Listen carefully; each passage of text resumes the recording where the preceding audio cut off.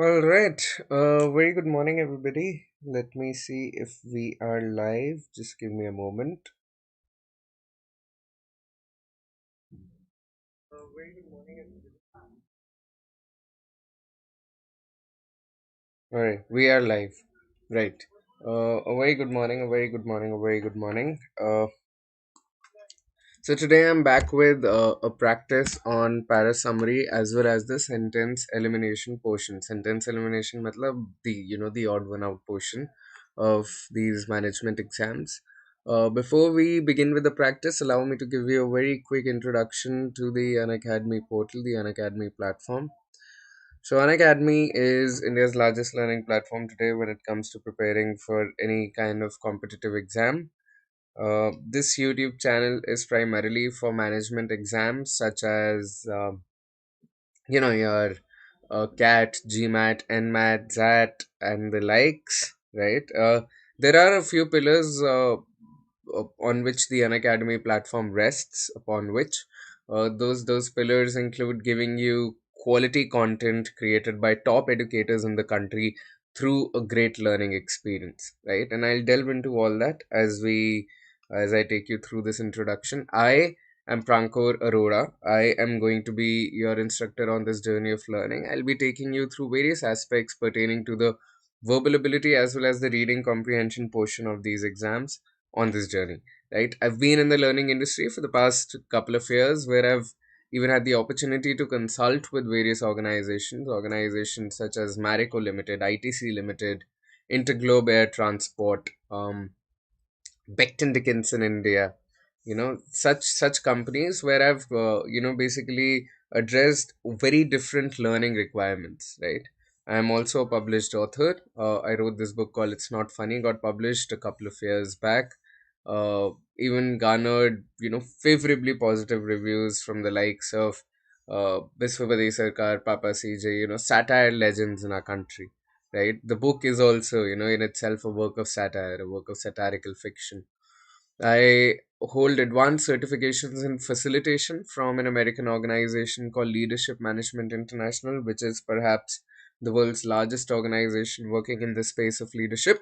And I co-founded a startup called Thought Sutra, which where we it is basically an initiative to better the ecosystem of the creative arts. Right. So if you've got a creative bone in you, Thought Sutra is a place to be for you. Right. When I said, great learning experience, top content by top educators, that's I'll basically address all that here. We give you daily live classes on the platform where you can avail all those classes for free, where all the interaction between the educator and the learners happens in real time. You can engage in discussions, ask your doubts.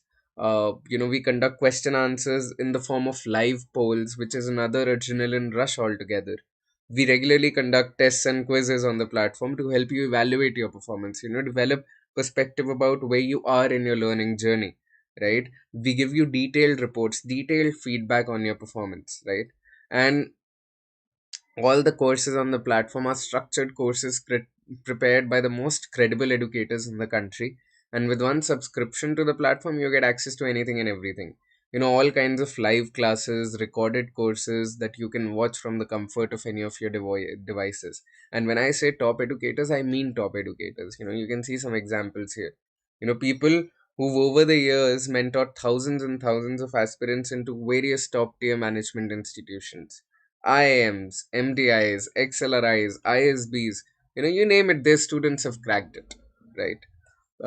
And you can start learning from these educators for free right now. You can start learning from them. You can avail their classes for free and then decide for yourself whether you want to avail the key benefits that come along with the subscription or not. New batches, new courses, they keep on going live. Language is never a barrier either, right? Because we've got educators who teach in vernacular languages as well, right? So if you're not as comfortable in English, I'm pretty sure you can find somebody who's teaching in a regional language that you were brought up on. Also, um, you design your own schedule. You get to design your own schedule. You can enroll in unlimited number of courses, but you choose the educators you want to learn from. You choose the courses that you want to enroll into, and then we'll send you those timely reminders, those push notifications, so that you don't really miss out, on a class that you'd pegged for yourself, right? And as I said, all interaction on the platform happens in the form of, it happens in real time. Question answers are conducted in the form of live polls, right? So essentially what you're doing in those live polls is, if you answer correctly, you get placed on the leaderboard, and you're consistently competing for a place in the top 3, right? So that's actually another adrenaline rush, right?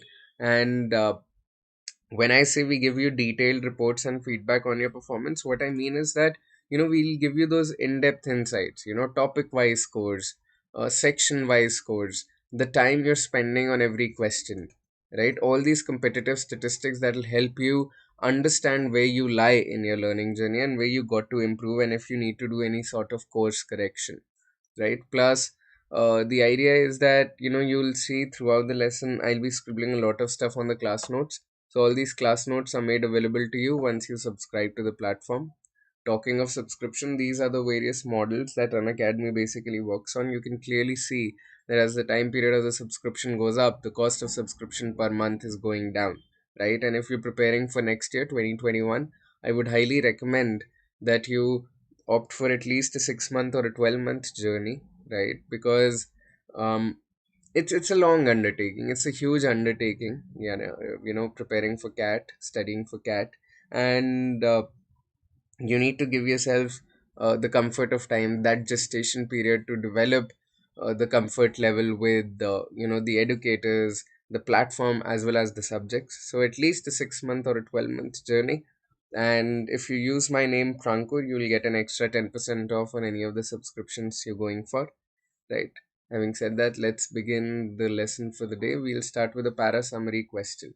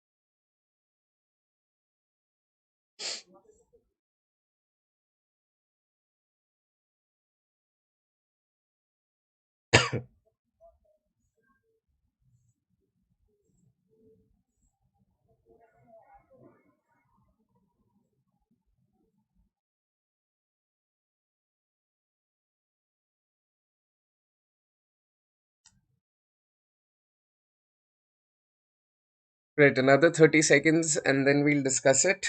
Hope by then you'd have zeroed in on your answers as well.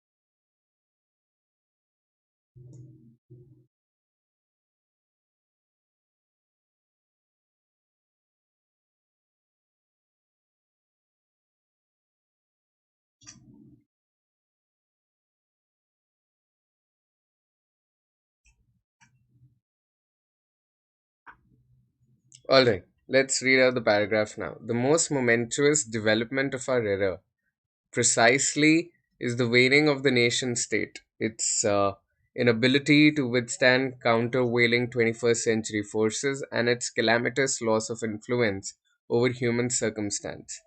National political authority is in decline, and since we do not know any other sort, it feels like the end of the world. This is why a strange brand of apolitical, apocalyptic nationalism is so widely in vogue. The current appeal of machismo as political style, the wall building and xenophobia, the mythology and race theory, the fantastical promises of national restoration, these are not cures, but symptoms of what is slowly revealing itself to all. Nation states everywhere are in advanced state of political and moral decay from which they cannot individually extricate themselves.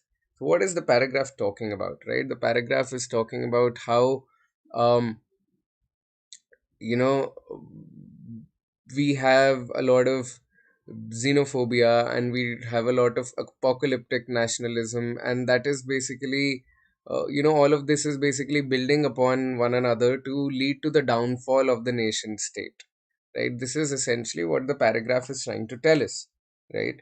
uh, just give me a moment, you guys. Actually, the laptop, I need to put it on charge. Just give me a moment.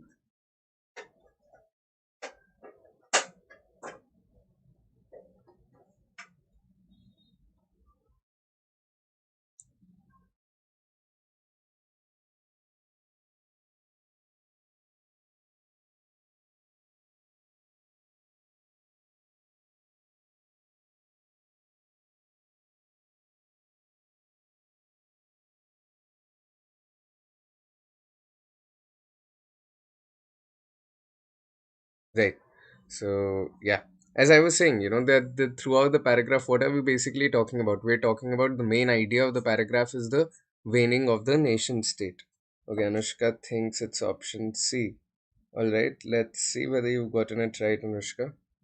Uh, so yes, as I was saying, consistently we are basically talking about the waning of the nation state, and we are saying that the nation state is basically uh,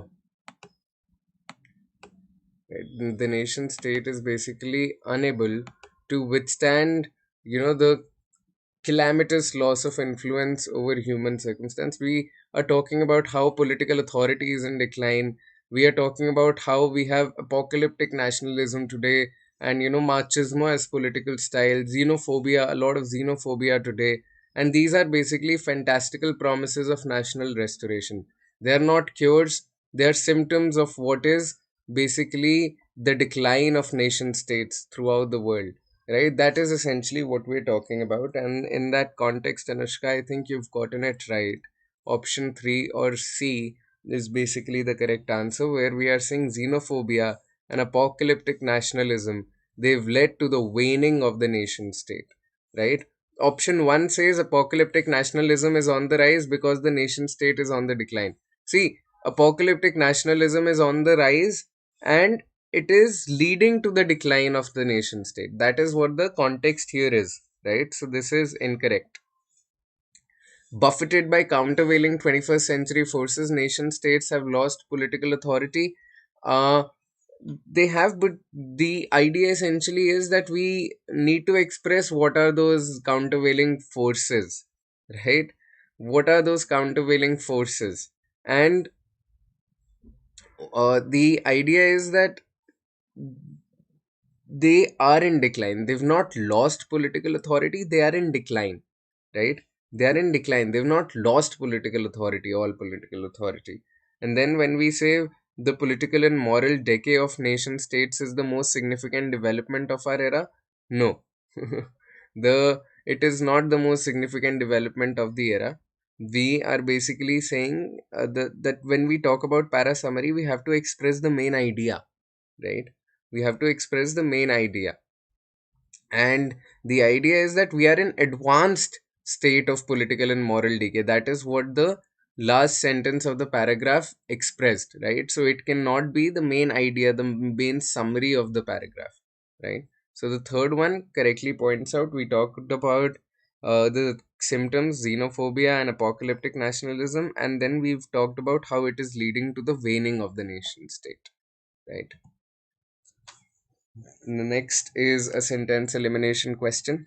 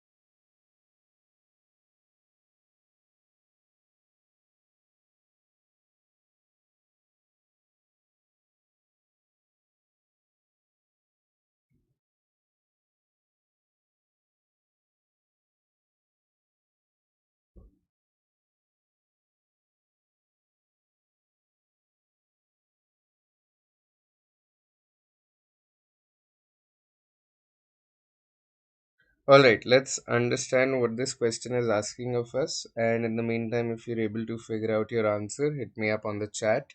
Um, right. So the idea essentially here is that, what are we saying? We are saying that we are talking about how, as every language has evolved in a significant, specific. Okay, another C, Anushka. All right. As every language has evolved in a specific geocultural niche, it has different ways of talking of and codifying the world. All right. To learn another language, we must suspend our habit of glossing over differences, which distorts our understanding of others and of ourselves. So, if you look closely, when we say our habit of glossing over differences, these are the differences that sentence A is referring to, right? These are essentially the differences that sentence A is talking about.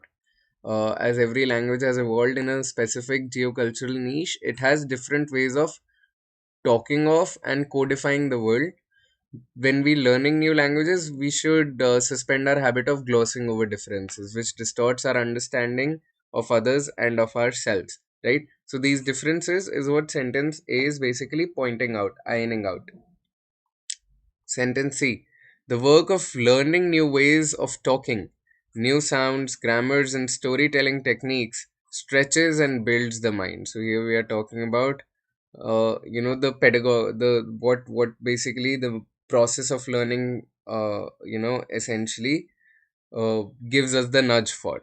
And then we have sentence D, which says, therefore, it is not possible to achieve fluency in another language without learning its speaker's perspectives. So, if you look closely, guys, B says to learn, we must suspend our habit of glossing over differences, which distorts our understanding of ourselves and of others and of ourselves.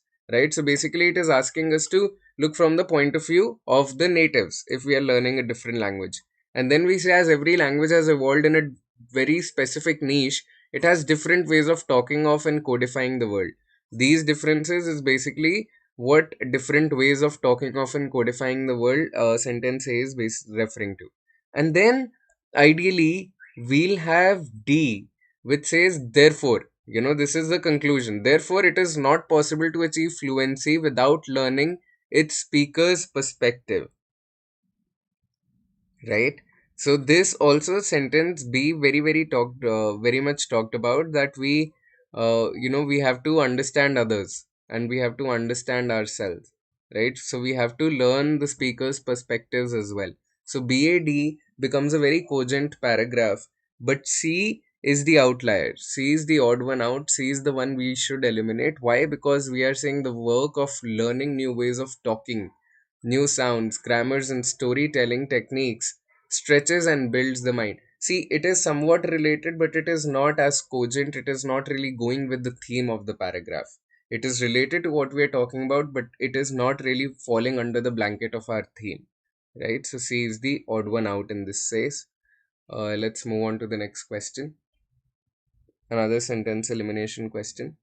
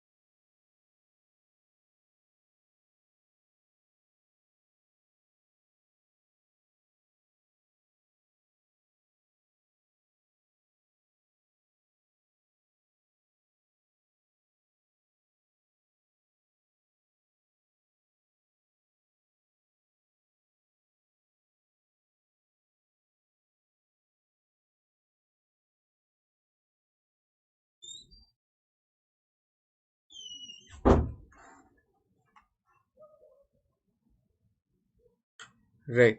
So,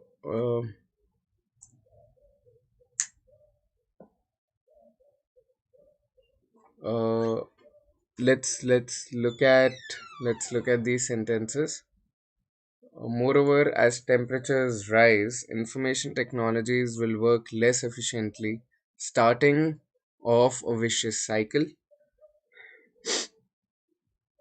As much of the physical infrastructure that undergirds the internet is right next to the coast, rising seas can seriously imperil the internet. All right. Uh, the world's data centers already have roughly the same carbon footprint as the global aviation industry. Okay. The internet, the primary vector of information about climate change, is increasingly a vector of the problem itself. So let's look at what the theme of this paragraph could be. Right, the theme of this paragraph, essentially, from what we can gauge from the sentences, is that we are talking about how technology and how internet is basically a cause for climate change as well. It is giving us all the information about climate change, but it in itself is causing climate change, right? That is what the essence of this paragraph essentially is. So let's begin with sentence D, as it talks about how it is laying down the context. It is saying primary vector of information is increasingly a vector of the problem itself, right? So D is the opener. D opens your paragraph. Then we talk about how it is causing climate change, how it is basically doing it. The world's data centers already have roughly the same carbon footprint as the global aviation industry, right? So this is one way by which they are causing a lot of, they're contributing to climate change.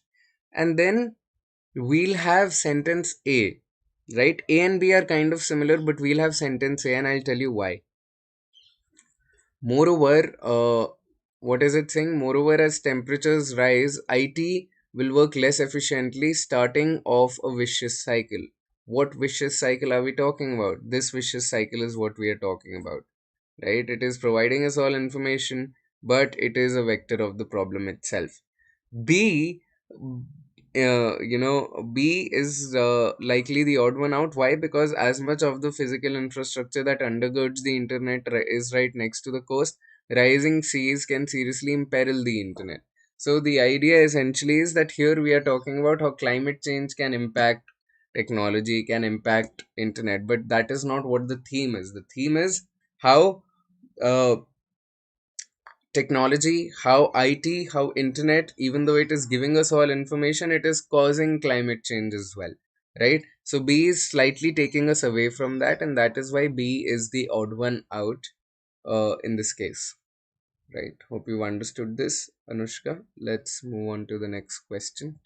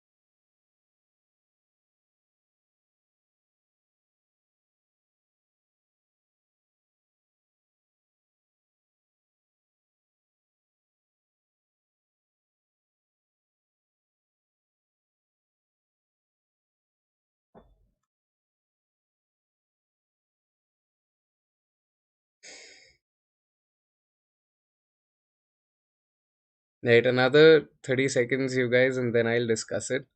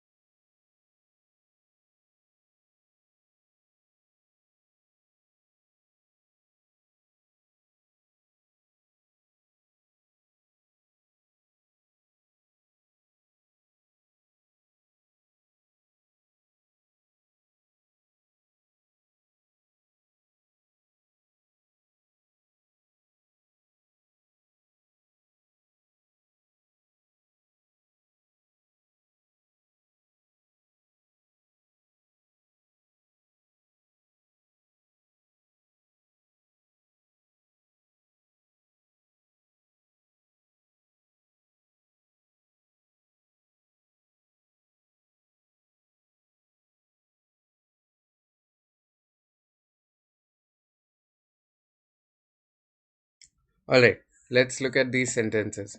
Coastal wetlands can even grow in height as sea level rises, protecting communities further inland. Uh, okay, we have answer by Anushka. She says it's C. All right, let's look at it, Anushka. Um, Salt marshes and mangrove forests store flood waters and protect coasts from hurricanes and storms,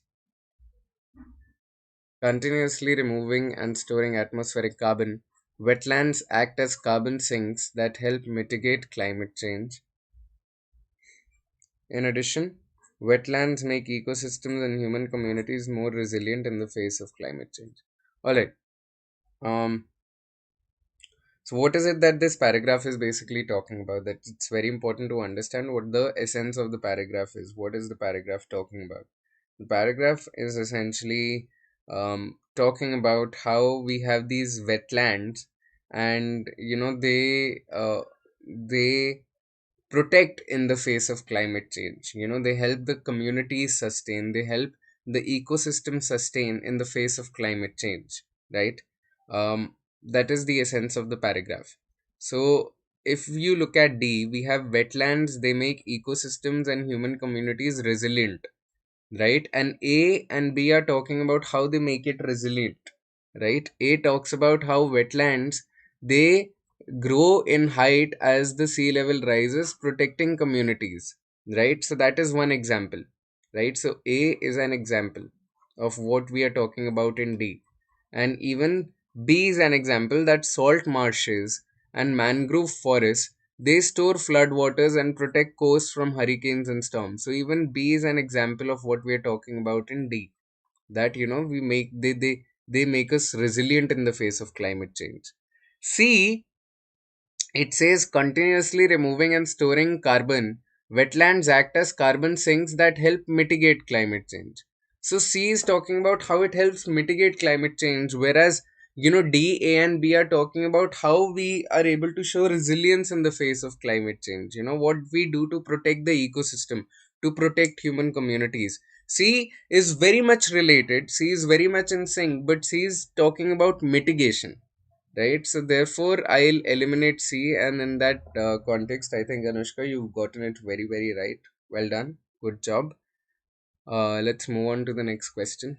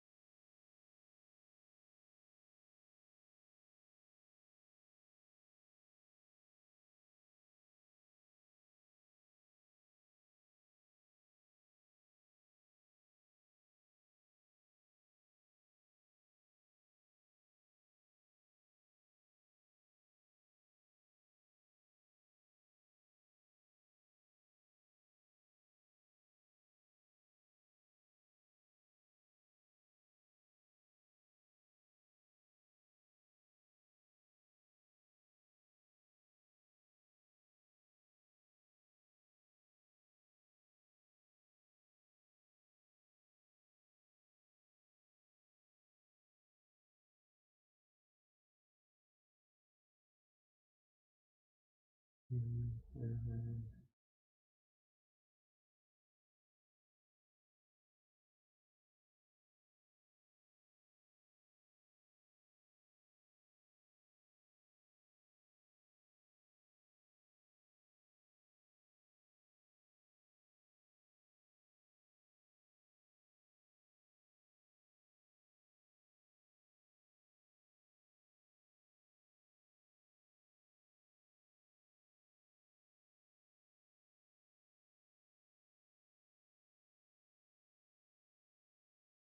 Okay, let's look at all the sentences now. I think you'd have zeroed in on your answers. Let's read them out. And in the meantime, hit me up on the chat with your answers. Okay, Anushka says it's C yet again. Wow, we've had four C's from Anushka today. Lucky charm, is it? All right. Additionally, many native species are only found in the snag forest habitat of dead and dying trees created by high severity wildfire. Additionally, this is a transitionary term. This is a transitionary term. That means we'll have something coming before the sentence. Uh, Decades of science have shown that forest fires are an essential part of western US forest ecosystems and create highly biodiverse wildlife habitat. Okay. Despite this steadily accumulating evidence, what steadily accumulating evidence are we talking about? The government has posited that more active management of forests could help prevent future fires, right? And D says many native animals thrive in the years and decades after large intense fires, including deer, bats, woodpeckers, and songbirds, as well as spotted owls. Okay, so what is basically the essence of this paragraph? What are we trying to get at? What are we trying to say?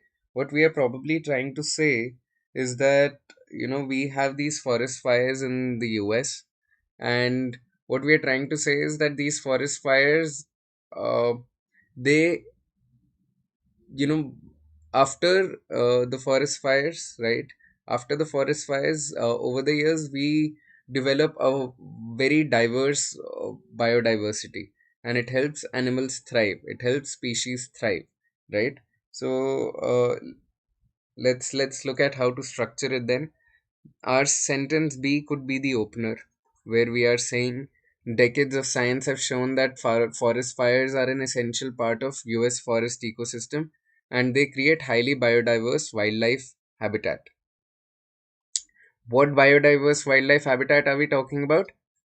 The one that sentence D tells us that many native animals, they thrive in the years and decades after intense fires, including deer, bats, woodpeckers, songbirds, as well as spotted owls.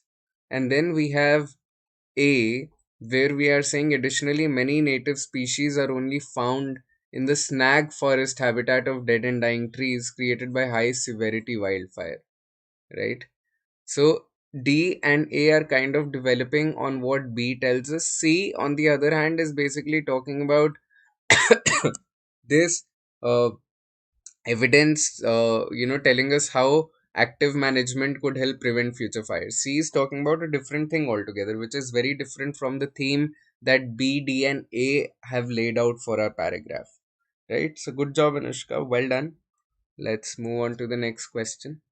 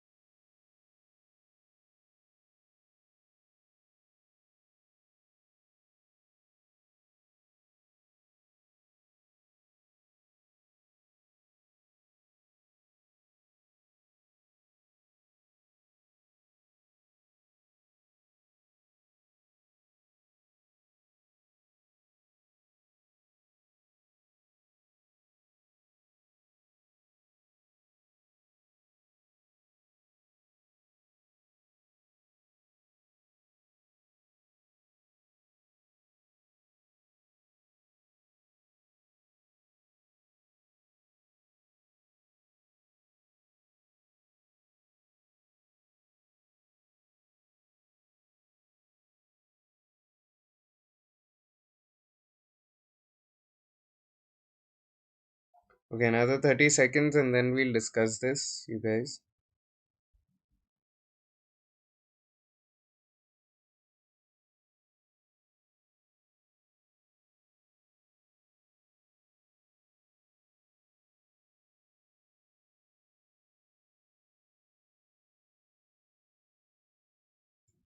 Okay, Anushka says it's B. All right. Um. All right. Let's look at this. Expertise is not an isolated event. Rather, it changes when the social context changes. Even exceptional players who find themselves in a different team with many other exceptional players may find themselves playing below par. In team sports, this includes supporting staff. What includes? Like, what includes supporting staff? Such as physical therapists and managers, and a network of high performing athletes and support staff provides a rich social platform for professional excellence. So, what is it that we're talking about? We're talking about expertise. That is the main idea, that is the main theme of the paragraph. That expertise is not an isolated event, rather, it changes when the social context changes. What is the social context in team sports? This includes supporting staff such as physical therapists and managers. A network of high performing athletes and support staff provides a rich platform for professional excellence. So A, C, D are clearly, coming together to make a very cogent paragraph, a very logical, flowy paragraph. B talks about how even exceptional players find themselves in a different team with many other exceptional players may find themselves playing below par. So B is talking about again a related thing but a different thing altogether. The theme of the paragraph is something very, very different, right? The theme of the paragraph is how we are defining expertise in the context of, team sports, right? What do we need to basically gain expertise, right? B is talking about performance level of players, right? So again, it is related to the team culture that ACD are building up to, but it is a different theme altogether, right? So we'll eliminate B. Good job, Anushka. Well done. Um, let's move on to the next question now. This is a para summary question.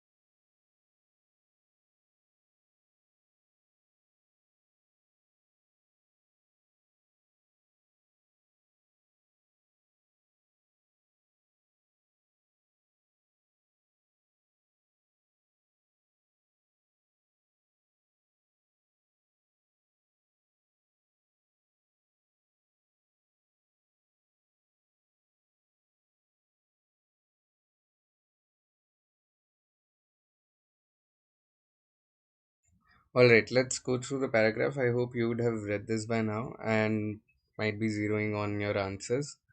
Um, An ignorant mind is precisely not a spotless empty vessel, but one that's filled with the clutter of irrelevant or misleading life experiences. Okay, we're talking about ignorant mind.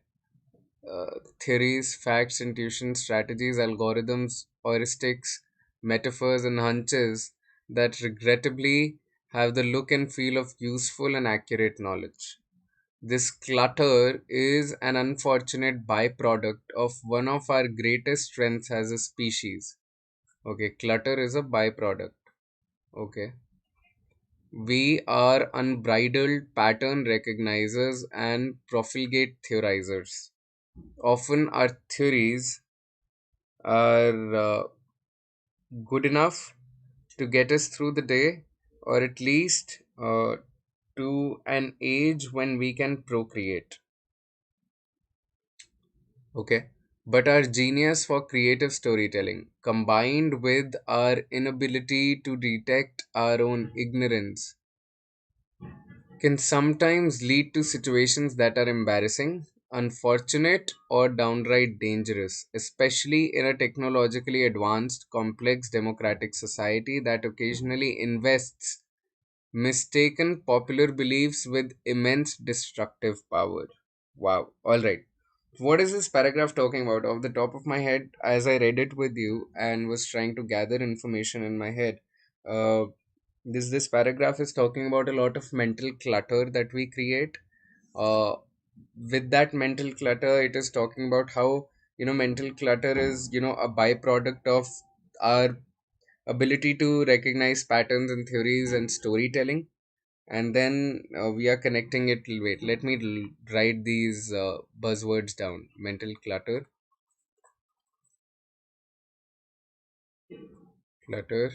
uh, we are saying it's byproduct of stories, of storytelling, right? uh, Wait, yes. Then we are saying there's a lot of ignorance. We are ignorant of our ignorance.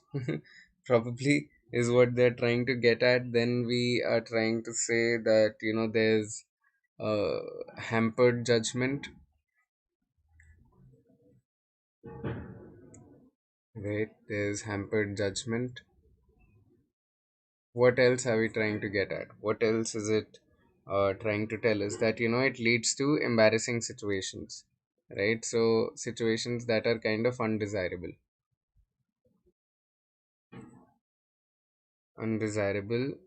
situations, right?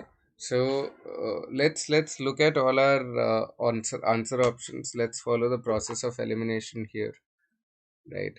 Option A: ability to recognize patterns and creatively formulate theories is both the greatest strength and the greatest weakness.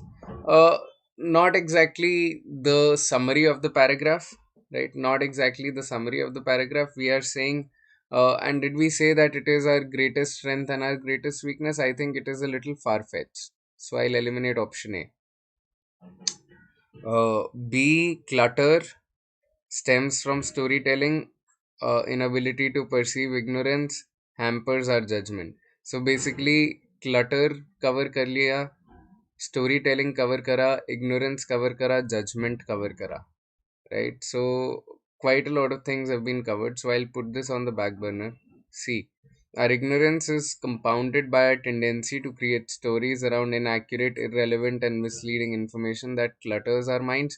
See, that clutters our mind, or our mind is cluttered, our mind is cluttered as a byproduct of our storytelling, right? The clutter in my mind is a byproduct of our storytelling, right? So uh, hmm uh, again, the idea essentially being that we recognize patterns and theories, and then we create stories, and the clutter is a byproduct, but it is not really. There's not no cause effect relationship that has been established. So that is why I'll eliminate option C. Plus, the idea is that we're not covering other things here. We're not covering a lot of stuff. A lot of the buzzwords are missing here. So that is why I'll eliminate C. 4. Our tendency to weave theories out of the clutter can often lead us to truly dangerous situations. Again, dangerous situations is not what they've mentioned. They've mentioned undesirable, embarrassing situations. So again, this is like exaggerating what the paragraph was talking about, and that is not something we want in our summaries. So I'll eliminate option 4. So option 2 looks the most suitable answer option, where we've covered almost everything. Every phase of the paragraph, every line seems to have been covered in option 2, right? All right. Next question, again, a sentence elimination question.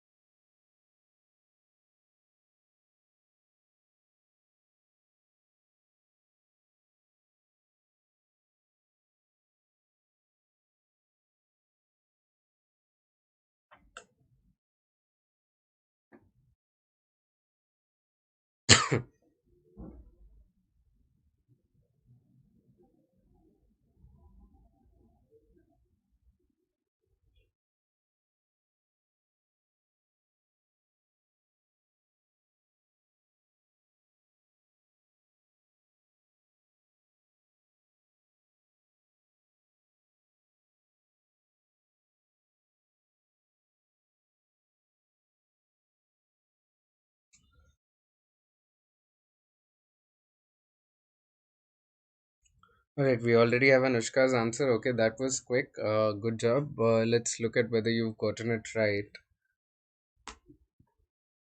Hmm.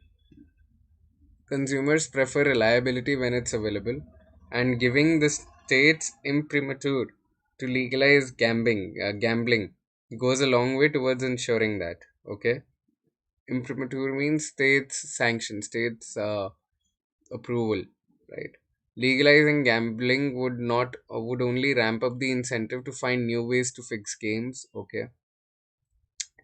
In Britain, betting shops were legalized in 1961, and giant gambling companies like William Hill and Ladbrokes watch out for suspiciously prescient bets. Taking gambling into the light makes the marketplace more hostile to cheaters. All right. So clearly, we've got three sentences that are like pro gambling somewhat, and then there's one sentence that is against gambling, right? So we have A, C, as well as D. A, C, and D being pro gambling. Talking about how legalizing gambling is better for the society.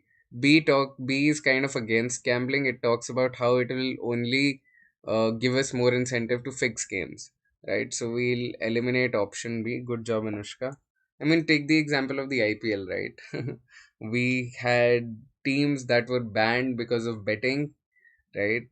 But now we had Dream 11 as like the main sponsor of the IPL, right? And if it is like the main sponsor, what is it that you're doing in Dream 11? You're gambling, right? You're placing bets on which player will perform better, right? But now, earlier you had banned teams, now you've got sponsor that is allowing you to, basically gamble away to glory. So it's a weird nexus altogether. Uh, Next question.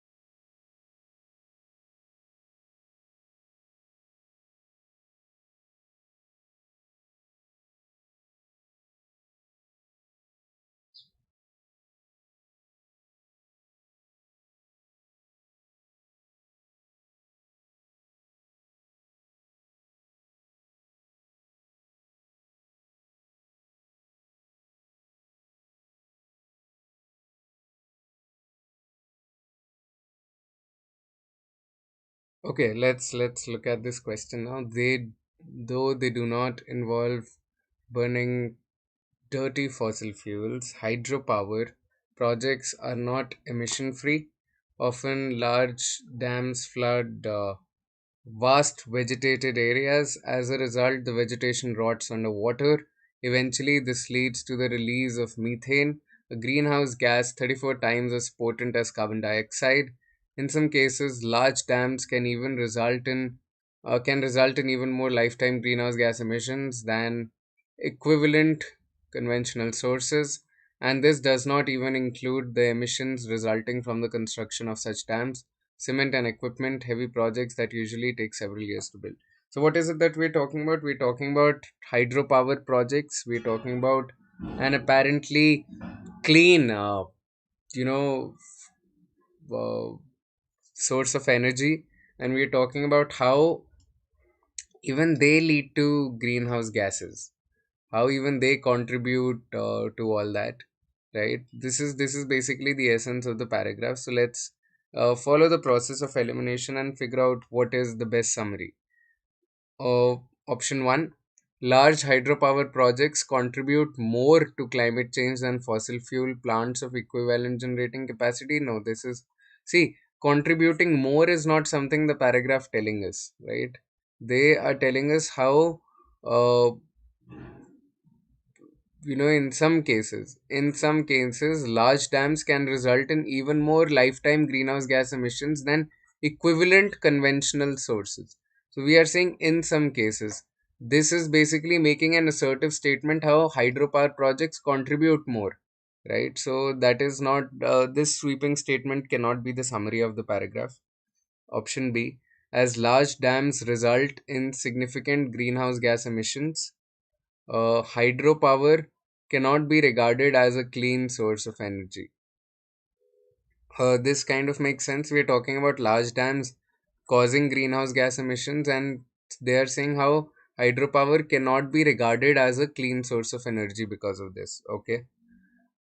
See, hydropower projects cause flooding, leading to significant greenhouse gas emissions from rotting organic material. Uh, did we talk about flooding? Did we talk about flooding? I don't think we talked about flooding. Let's go through. Often, large dams flood vast vegetated areas. Okay, we did. We did mention flooding. Okay. Uh, as a result, vegetation rots underwater. Okay. Eventually leads to release of methane, a greenhouse gas 34 times as potent as carbon dioxide. All right. Uh, in some cases they can result in this, and this does not even include emissions resulting. Okay, so we did mention all of this. We talked about how hydropower projects cause flooding. They lead to greenhouse gas emissions from rotting organic material, but the idea is that is just like one sentence of the paragraph, right? It is not the summary of the paragraph, right? It is not the summary of the paragraph. What is the summary? The summary is that it cannot be regarded as a clean source of energy because large dams, right, even when they cause flooding, they basically talk about how, it is leading to greenhouse gas emissions, right? So large dams, they result in greenhouse gas. So second is still better than the third. Why? Because it is talking about this, plus it is talking about how hydropower can't be regarded as a clean source of energy anymore. Option 4: in terms of greenhouse gas costs, hydropower is comparable to more conventional source of energy. Uh, did we make a statement about costs? Again, that was not basically what the paragraph was trying to get at, right? So in all likelihood, the option 2 seems as the most suitable answer option for this paragraph because it covers how large dams are causing greenhouse gas emissions, and therefore hydropower can't be regarded as a clean source of energy anymore, right? So with that, I think we've come. Okay, we have another question. We have another sentence elimination question.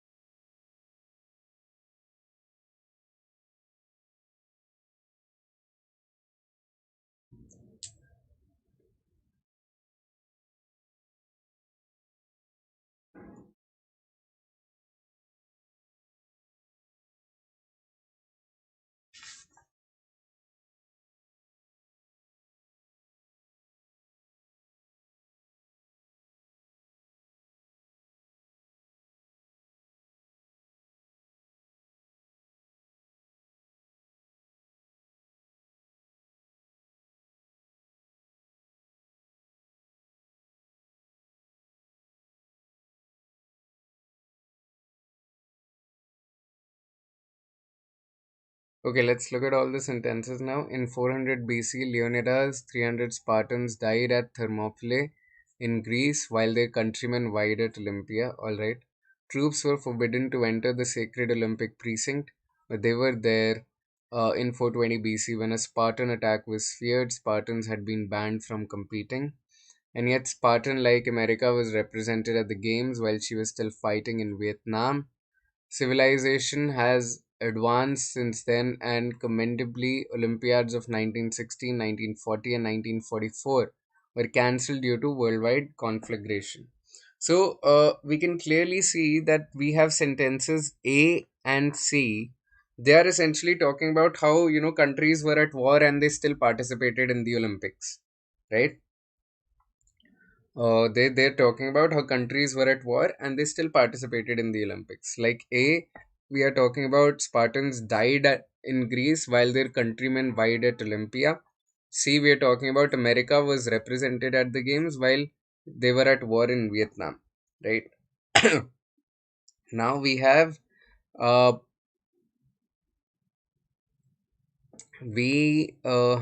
if we look at B and D, B says troops were forbidden to enter the sacred Olympic precinct, but they were there in 420 BC when a Spartan attack was feared. Spartans had been banned from competing.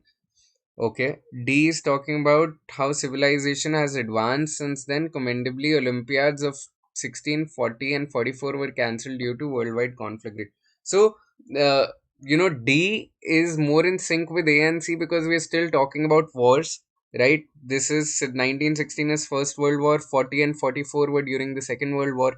And now we are saying that Olympics were cancelled in the future when we had worldwide wars, right? B is again very specific about Spartans and how some troops were forbidden to enter and stuff like that. So B in that context becomes the odd one out. A and C are talking about countries at war participating in the Olympics. D is talking about how after that in the future world wars, worldwide wars, worldwide conflagrations, we did not have Olympics, right? Olympics were cancelled. So A, C, and D in that context are kind of in link. They are in sync with one another, right? And B is basically the odd one out in this case. Right. So with this, we come to the end of today's class. Thank you so much for tuning in. Uh, Hope you had a good ride in today's class, right? I'll see you guys again and wish you a great, great festive season. Stay safe, take care, and stay strong. I'll be back soonly. Bye bye.